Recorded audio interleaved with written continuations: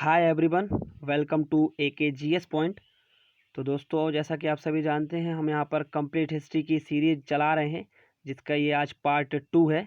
इसका part 1 already upload हो चुका है। तो यदि आपने अभी तक नहीं देखा है तो डिस्क्रिप्शन बॉक्स में लिंक दी हुई है, जाकर ज़रूर देखें। तो दोस्तों, ये हिस्ट्री की कंप्लीट सीरीज आपके लिए आने वाले अपकमिंग सारे एग्ज़ाम के लिए मोस्ट इम्पॉर्टेंट होने वाली है। तो चलिए आज की वीडियो स्टार्ट करते हैं।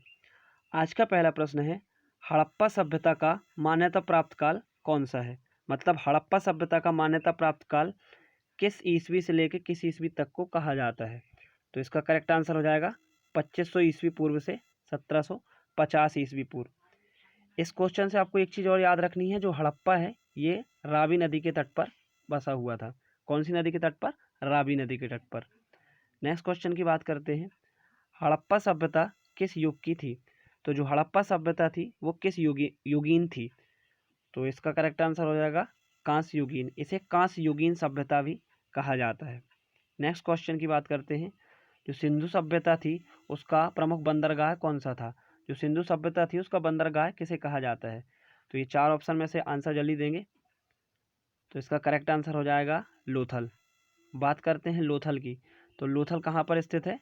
गुजरात में। बात आई है यहाँ पर गुजरात की। तो गुजरात की कैपिटल कौन सी है? गांधी नगर। यहाँ के बात करें सीएम की, तो यहाँ के सीएम है विजय भाई रूपाणी। और यहाँ के गवर्नर की बात करें तो आचार्य देवव्रत।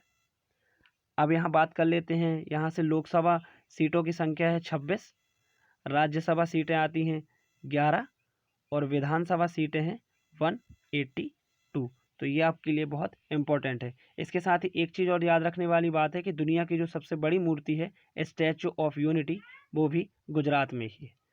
चलिए नेक्स्ट क्वेश्चन, हड़प्पा सभ्यता की खोज किस वर्ष और किसके द्वारा की गई थी? तो हड़प्पा सभ्यता की खोज की थी दयाराम साहनी ने 1921 में। अगर हम बात करते हैं अदर ऑप्शन की, तो डॉक्टर जो ए घोष थे, इन्होंने की थी काली बंगा की स्थापना, जो भी हड़प्पा का एक महत्वपूर्ण स्थल था। बात करते हैं SR राव की।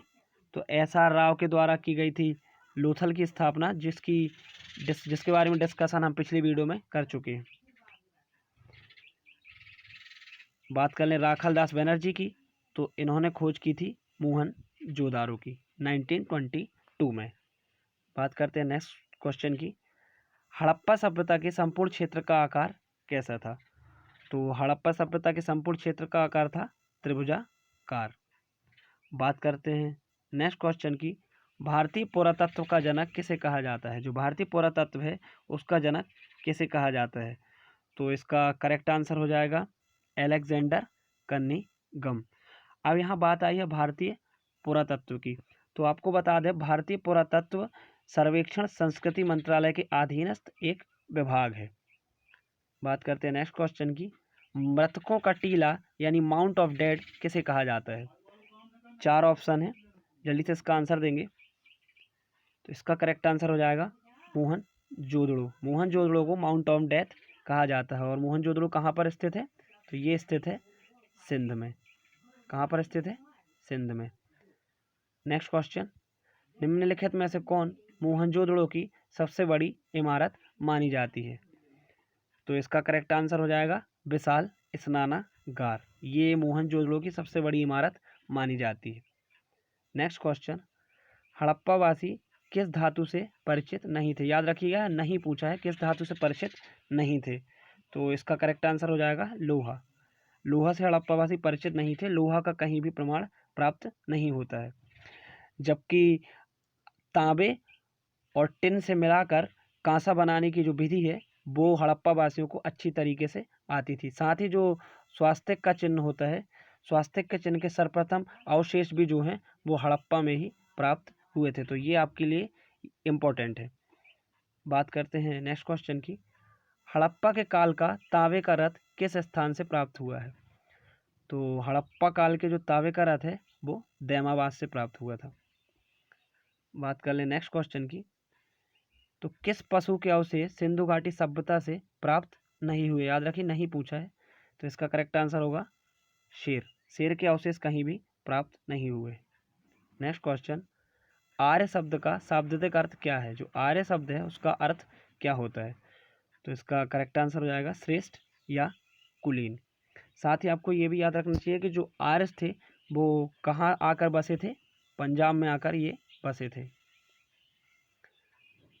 बात करें नेक्स्ट क्वेश्चन की, तो हड़प्पा काल की जो मुद्राएं हैं उनके निर्माण में किस का उपयोग किया जाता था? निम्नलिखित में से किस धातु का उपयोग किया जाता था?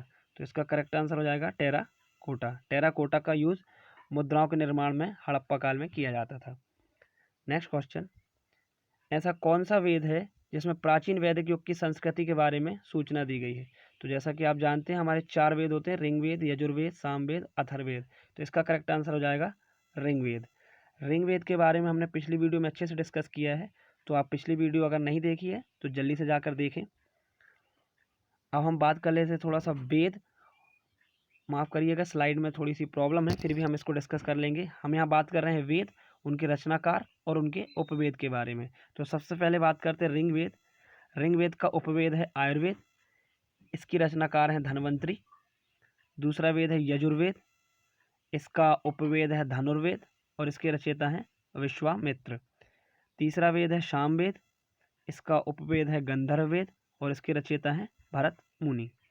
चौथा और आखिरी वेद है अथर्ववेद, इसका उपवेद है शिल्पवेद और इसके रचनाकार हैं विश्वामित्र। तो ये आपके लिए मोस्ट इम्पॉर्टेंट है, कभी कभी इनमें से क्वेश्चन बन जाते हैं, जैसे कि ऋग्वेद का उपवेद कौन सा है या सामवेद के रचनाकार कौन थे, ऐसा। तो ये चारों वेद और उनके उपवेद और रचनाकार आपको याद होने चाहिए।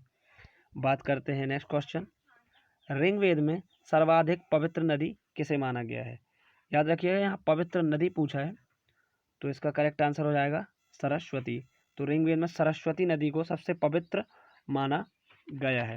अब यहाँ पर एक चीज़ और आपको बताने वाली है, जबकि जो पवित्र नदी है वो तो सरस्वती को माना गया है, लेकिन यहाँ पर बात करें जो सिंधु नदी थी, जो सिंधु नदी थी, ये वैदिक काल की या हड़प्पा काल की सबसे महत्वपूर्ण नदी थी। तो इस प्रश्न में आप कंफ्यूज ना होगा, यदि पवित्र नदी पूछा हो तो सरस्वती, और अगर महत्वपूर्ण नदी पूछा है उस समय की तो वो थी सिंधु। नेक्स्ट क्वेश्चन की बात करें तो ऋग्वेद काल में सबसे प्रतापी देवता किसे कहा है? तो ऋग्वेद काल का जो सबसे प्रतापी देवता है वो किसे कहा गया है? तो इसका करेक्ट आंसर हो जाएगा इंद्र। आपको बता दें इंद्र को ऋग्वेद में पुरंदर एवं किला तोड़ने वाला भी कहा गया है। इसके साथ ही ऋग्वेद में जो इंद्र है, इंद्र का 250 बार उल्लेख मिलता है, ये आपके लिए इम्पोर्टेंट है। बात करें नेक्स्ट क्वेश्चन की, तो अगले क्वेश्चन में ये 4 वेद दिए हैं और उनके सामने उन वेदों की महत्वपूर्णता यानी उन वेदों के बारे में दिया है कि किस वेद में किस चीज़ के बारे में वर्णन किया गया है। तो आपको इसमें सुमेलित करना है, मैच करना है। 4 ऑप्शन आपके ये हैं, तो इसका करेक्ट आंसर चलिए इसको मिलाते हैं। सबसे पहले ऋग्वेद, तो ऋग्वेद में बात की गई है स्रोत एवं प्रार्थनाओं के बारे में। बात करें सामवेद की, तो सामवेद में संगीतमय, सामवेद को भारतीय संगीत का जनक भी कहा जाता है। बात करें अथर्ववेद की, तो अथर्ववेद में तंत्र मंत्र एवं वशीकरण, और यजुर्वेद के सामने वाला ही श्रुत एवं कर्मकांड। तो इसका करेक्ट आंसर हो जाएगा ये फर्स्ट वाला 4 2 1 3, 4 2 1 3। ऐसे क्वेश्चन आपको देखने में मिल जाते हैं, तो इनको बहुत ही इम्पोर्टेंस के साथ और बहुत ही सोच समझकर इसका जवाब दीजिए, क्योंकि सारे ऑप्शन इसमें सिमिलरिटी होते हैं। अगर आपने एक भी यहाँ का वहाँ किया तो आपका क्वेश्चन गलत हो सकता है। चलिए बात करते हैं नेक्स्ट क्वेश्चन की, पूर्व वैदिक आर्यों का धर्म प्रमुखतः कौन सा था? जो वैदिक आर्य थे उनका धर्म क्या था? तो इसका करेक्ट आंसर हो जाएगा प्रकृति पूजा और यज्ञ।